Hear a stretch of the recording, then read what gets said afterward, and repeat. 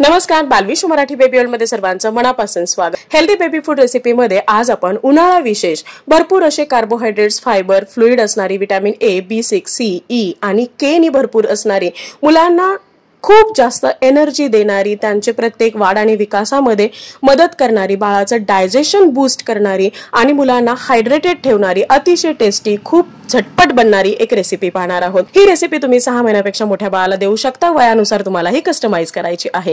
वळूया रेसिपीकडे। ही रेसिपी बनवण्यासाठी आपल्याला लागणार आहे आंबा।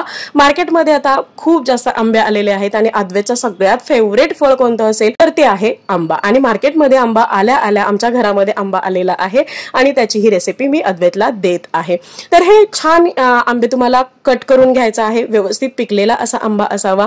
आंबा अद्वैतला एवढा आवडतो की याची रेसिपी बनेपर्यंत सुद्धा त्याला वाट बघायची नव्हती। हा एक चंक त्याला खायचा होता आणि त्याला तो खूप आवडला। तर अशा प्रकारे आपण हे आंब्याचे छोटे छोटे तुकडे करून घेणार आहे आणि याची रेसिपी अद्वैतनी बनवलेली आहे। तुम्हाला त्याचे छोटे छोटे हात यामध्ये दिसत असतील। हे जे काही आंब्याचे तुकडे केलेले आहेत हे आपल्याला एका ब्लेंडर जार मध्ये घालून घ्यायचे आहेत।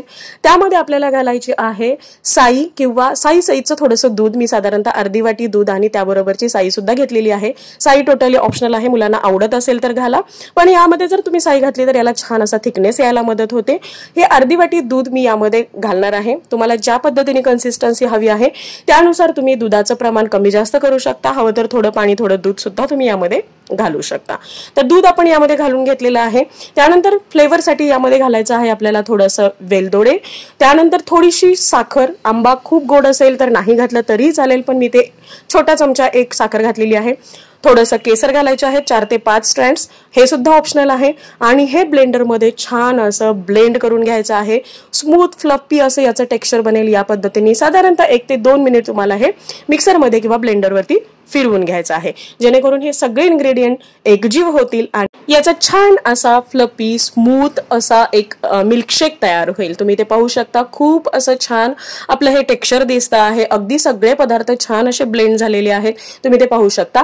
लहान बाळ असेल तर तुम्ही आहे असं हे देऊ शकता। मोठ्या मुलांसाठी इथे पहा आमचा ग्लास सुद्धा रेडी आहे आणि पटकन आम्हाला हे प्यायचं आहे, त्यामुळे रेसिपी करेपर्यंत किंवा दाखवेपर्यंत सुद्धा वेळ नाही। मी आता हे ग्लास मध्ये घालून घेतलेलं आहे। याचा फ्लेवर आणखी वाढवण्यासाठी तुम्ही यावरती थोडेसे काजू किंवा बदाम किंवा पिस्ताचे छोटे छोटे काप करून टाकू शकता। मी इथे बदामाचा थोडासा काप किंवा छोटे छोटे तुकडे करून टाकलेले आहेत। लहान बाळ असेल, घशामध्ये अडकत असेल तर हे टोटली ऑप्शनल आहे, नका टाकू।